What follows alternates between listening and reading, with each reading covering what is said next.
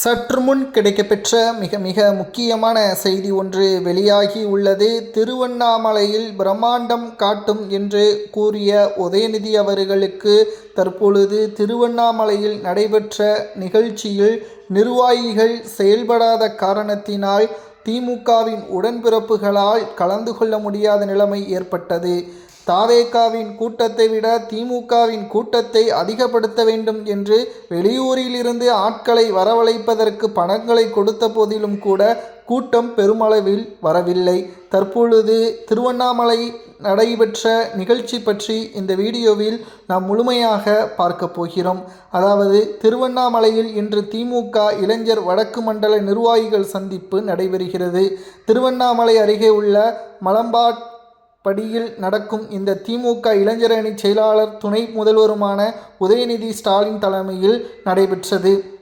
2 லட்சம் பேர் கலந்து கொள்வதாக ஏற்பாடுகள் செய்யப்பட்ட நிலையில் தற்பொழுது மிகப்பெரிய ஒரு ஏமாற்றத்துடன் தான் உதயநிதி இருந்துள்ளார். சுமார் 15,000 பேர் மட்டும்தான் கலந்து கொண்டுள்ளனர்.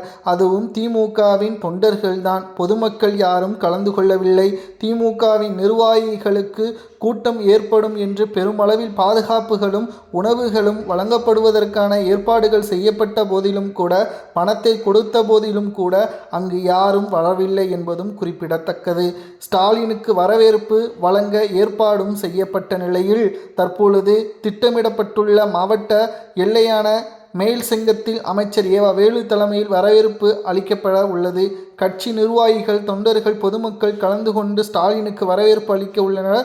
1.5 லட்சம் பேர் அமரும் வகையில் இருக்கைகள் வசதிகள் செய்யப்பட்ட நிலையில் வெற்றி சேர்களாக காணப்பட்டதும் குறிப்பிடத்தக்கது. பிரம்மாண்டமான மேடை கூட்டம் இது. மிகவும் திமுக தாவேகாவை போலவே மிக பிரம்மாண்டமான நிகழ்ச்சியாக நடத்த வேண்டும் என்று கூறப்பட்ட நிலையில் திருவண்ணாமலை, திருப்பத்தூர், தருமபுரி, கிருஷ்ணகிரி, ராணிப்பேட்டை, வேலூர், திருவள்ளூர், காஞ்சிபுரம், செங்கல்பட்டு, சென்னை ஆகிய மாவட்டங்களைச் சேர்ந்த நிர்வாகிகள் கலந்து கொள்கிறார்கள். 150 ஏக்கர் பரப்பளவு கொண்ட மைதானத்தில் பிரம்மாண்ட மேடை அமைத்து ஒட்டுமொத்த நிகழ்ச்சியையும் தமிழகம் முழுவதும் பேசும் பொருளாக மாற்றலாம் என்று கனவு கண்ட திமுகவிற்கு ஏமாற்றமே நடந்ததாக கூறப்படுகிறது.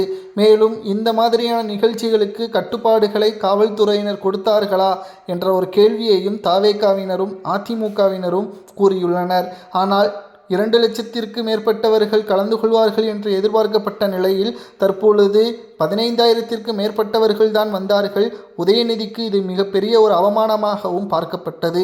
திருவண்ணாமலை நிகழ்ச்சி தோல்வியில் முடிந்ததாக சமூக வலைதளங்களில் கூறப்படுவது சரியா தவறா? 2026இல் திமுக ஆட்சியை கைப்பற்றுமா என்பதையும் கூறுங்கள்.